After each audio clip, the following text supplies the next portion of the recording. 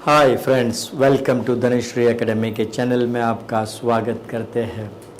Stock market में 10 रुपया रोज़ाना इन्वेस्ट करके आप करोड़पति बन सकते हैं। चौंक गए ना? यस, 10 से 20 रुपया इन्वेस्ट करके आप रोज़ इन्वेस्ट करके करोड़पति बन सकते हैं। यस, और वही मैं आपको बताने जा रहा हूँ। ध्यान से सुनिएगा।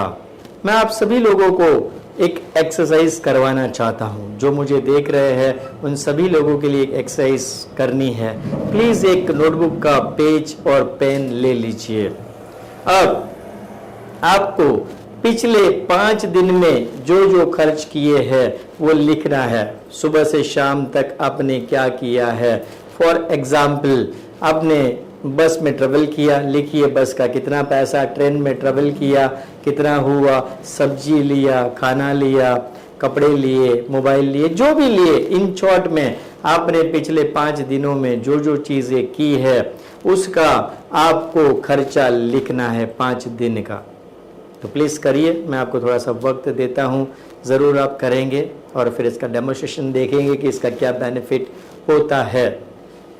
ओके, सो आपने लिख लिया होगा सारे खर्चे पिछले 5 दिन का, 10 दिन का, आप जितना भी लिखना चाहे, बट कम से कम 5 दिन का तो आपको लिखना है। अब क्या करना है, तो आपने जो भी खर्च लिखे हैं उसको आपको 2 कैटेगरी देनी है। पी मतलब प्रेजेंट और एफ मतलब फ्यूचर।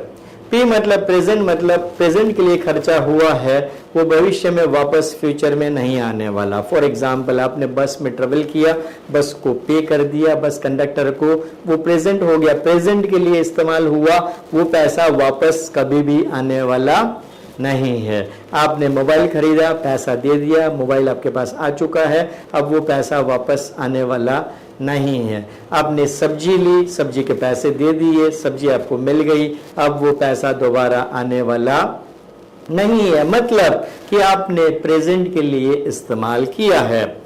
अब जितने भी ऐसे पी है, मतलब प्रेजेंट के लिए खर्चे किए हैं जो वापस आने वाला ही नहीं है, उसके आगे लिख दीजिए P P P P P P. अब ऐसे भी खर्चे होंगे जो भविष्य में फ्यूचर में वापस आने वाले हैं, जिसे मैं कहता हूं एफ, एफ फॉर फ्यूचर। मतलब आज आपने बैंक में एफडी में पैसा इन्वेस्ट किया होगा, तो ये भविष्य में बढ़कर या कम होकर वापस तो आने ही वाला है। आपने शेयर्स में इन्वेस्ट किया है, तो ये फ्यूचर में पैसे वापस आने वाले हैं, कम या ज्यादा जो भी होगा आने वाला है। आपने म्यूचुअल फंड में इन्वेस्ट किया है या आपने गोल्ड में इन्वेस्ट किया है, इस प्रकार से आपने जो भी ऐसे खर्च किए हैं जो भविष्य में वापस आने वाला है, तो उसे आप एफ लिख सकते हैं। अब आप देखिए, पिछले 5 दिनों में ज्यादा से ज्यादा आपके पी आए हैं, सिंगल एफ भी नहीं आया है। इसका मतलब ये हुआ कि आप अपने जिंदगी में जो रोजाना खर्चा करते हैं वो सिर्फ और सिर्फ प्रेजेंट के लिए खर्चा करते हैं, भविष्य के लिए, फ्यूचर के लिए कोई भी खर्चा नहीं करते हैं। तो माय डियर फ्रेंड, समझने वाली बात है और सोचने वाली बात है कि आज हम प्रेजेंट में भविष्य के लिए इतना सा भी खर्चा नहीं करेंगे तो भविष्य में वो पैसा कैसे आएगा। और ज्यादातर लोग यही करते हैं, और इसीलिए माय डियर फ्रेंड ज्यादा से ज्यादा लोग गरीब रहते हैं। मैं जब अमीर लोगों को मिलता हूं और उनके जब एक्सपेंस बुक देखता हूं, तो ज्यादा से ज्यादा वो भविष्य के लिए, फ्यूचर के लिए खर्चा करते हैं, आज के लिए कम खर्चा करते हैं। बस यही तो फर्क है। सो माय डियर फ्रेंड, आज से एवरीडे छोटा सा ही अमाउंट, लेकिन भविष्य के लिए एक कॉलम में अपने पास रोज आता हो, ऐसा कुछ ना कुछ करना जरूर चाहिए। अब आप कितना कमाते हो वो जरूरी नहीं है, कितना बचाते हो वो इम्पोर्टेंट है। आप कितना खाना खाते हो वो जरूरी नहीं है, कितना पचाते हो ये बहुत ही जरूरी है। सो माय डियर फ्रेंड, क्या करना है, एक बहुत छोटी सी एक्टिविटीज, एक्सरसाइज आपको करनी है कि रोज का रोज खर्चे का हिसाब आपको रखना शुरू कर देना। एक छोटी सी डायरी लेनी है और सुबह से शाम तक आप क्या खर्चा करते हैं उसे लिखना है, और पी और एफ रोज लिखते जाना है। कुछ दिनों के बाद आपकी हैबिट हो जाएगी कि आप थोड़े थोड़े पी से खर्चा कम करके एफ पे सोचने लगोगे, फिर एफ में इन्वेस्ट करने लगोगे, मतलब भविष्य के लिए। सो ये बहुत जरूरी है। दूसरी बात, आप क्या क्या खरीदते हो वो भी जरूरी है। सो बिना काम की जो चीजें हैं वो आप मत खरीदिए। और इंसान का एक नेचर है, नेसेसिटी जो है वो लग्जरी कब बन जाती है वो इंसान को पता ही नहीं है। फॉर एग्जाम्पल, मोबाइल जब इंट्रोड्यूस किया गया था वो इस सुविधा के लिए किया गया था कि आपको कोई इमरजेंसी बातें करनी है और आप कहीं अटके हुए हैं तो आप तक वो मैसेज पहुंच जाए या इजीली बातें हो जाए, इसीलिए मोबाइल का ये गैजेट दिया गया था। लेकिन आज देखिए लोग बिना काम की फिजूल बातों के लिए मोबाइल यूज करते हैं। ये मोबाइल जो नेसेसिटी से लग्जरी बन चुका, आज एक मोबाइल रखना एक स्टेटस बन चुका है, न कि बात करने के लिए, दिखाने के लिए बड़े से बड़ा मोबाइल लोग खरीद रहे हैं और पैसा वेस्ट कर रहे हैं। सो ये भी आपको जानना बहुत जरूरी है कि आप पैसा कहां पर खर्चा कर रहे हैं, किन चीजों पर कर रहे हैं, ये भी जरूरी है। तीसरा, कहाँ इन्वेस्ट करते हैं वो भी जानना जरूरी है। सो आप कहाँ पर इन्वेस्ट करते हैं, मकान में कर रहे हैं, दुकान में कर रहे हैं, शेयर मार्केट में इन्वेस्ट कर रहे हैं, म्यूचुअल फंड में कर रहे हैं, गोल्ड में कर रहे हैं, कोई पॉन्जी स्कीम आती है उसमें आप इन्वेस्ट कर रहे हैं। सो ये भी जानना बहुत ही जरूरी है। अब छोटे मोटे खर्चों का जब आप हिसाब रखोगे तो छोटे मोटे जो लग्जरी चीजें हैं, जिसे मैं कहता हूं कि सिनेमा देखना, तो आप परिवार के साथ every quarter month one cinema या नाटक देखते होगे। तो आपको करना क्या है, जो आप इवनिंग शो लेते हैं जिसकी जनरली टिकट्स की चार्जेस बहुत हाई होती है, तो आप मॉर्निंग शो ले सकते हैं। अपने बच्चों को, अपने फैमिली को समझा सकते हैं कि अगर हम नाइट का शो लेते हैं तो हमें ज्यादा होता है, 1000-1500 रुपए की टिकट जाती है, तो हम एक काम करते हैं मॉर्निंग का शो लेते हैं जिसकी फीस बहुत, चार्जेस बहुत कम होते हैं। सो इस तरह से आप वो पैसा बचा सकते हैं। आप रेस्टोरेंट में जाते हैं, एक बढ़िया सी रेस्टोरेंट में सिनेमा देखने के बाद तो आप सोच सकते हैं कि सारा रेस्टोरेंट में खाना तो खा लिया, लेकिन आइसक्रीम है, फालूदा है, कोई डेजर्ट है जो आप वहां लेना पसंद करते थे, उसकी जगह आप आउटसाइड स्टॉल से ले सकते हो। बिकॉज क्वांटिटी तो वहां पर भी वही मिलने वाली है, आइसक्रीम का वो डब्बा या वहां रेस्टोरेंट में मंगाओगे तो भी वही मिलने वाला है। तो इस तरह से कुछ पैसा वहां पर बचाया जा सकता है। उसके बाद में आपके घर की जो इलेक्ट्रिसिटी है, चारों कमरे में पंखे चल रहे हैं, एसी चल रहा है, तो जब आप जहां पर लोग बैठे हैं उसी कमरे में आप चालू रखिए तो शायद थोड़े से पैसे वहां पर बचत कर सकते हैं। मोबाइल पर फिजूल बातें बंद कर दीजिए, काम की बातें कर दीजिए। रिलेटिव से बातें कर रहे तो पॉइंट टू पॉइंट बात कीजिए, हाल हवाल पूछिए, लेकिन ज्यादा वो गप्पे मत लड़ाइए, गोसिप मत कीजिए, व्हाट्सएप में ज्यादा इस्तेमाल मत कीजिए। तो यहाँ पर भी कुछ पैसे तो जरूर आपके बचने वाले हैं।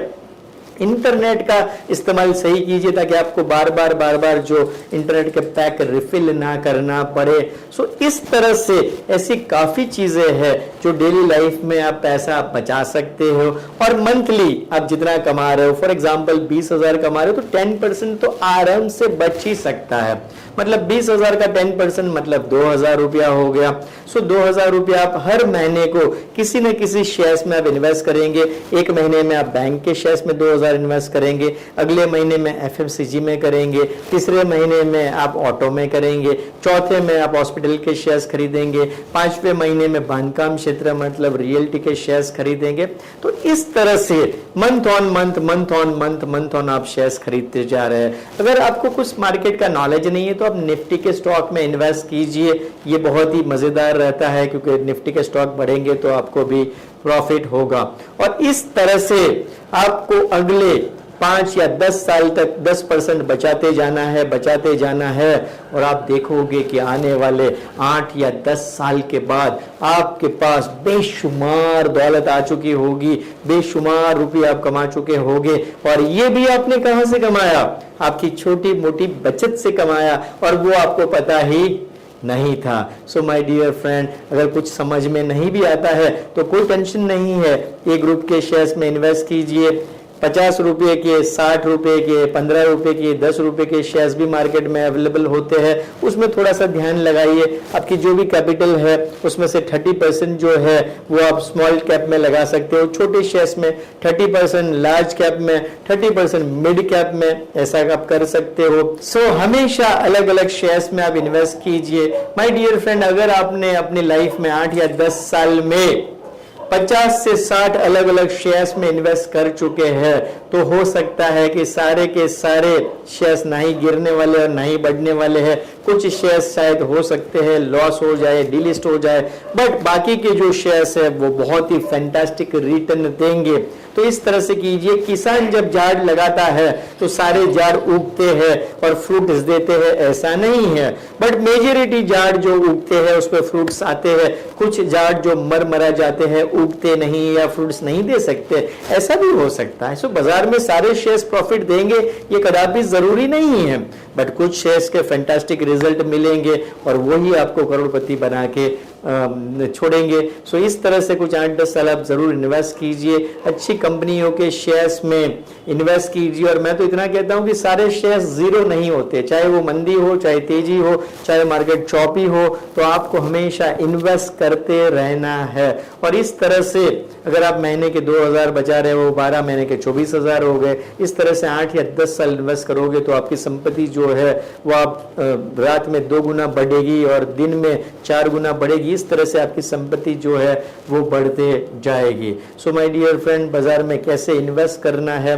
कैसे करोड़पति बनना है, एक छोटा सा मैंने एक एग्जांपल आपको बताया, पी और एफ।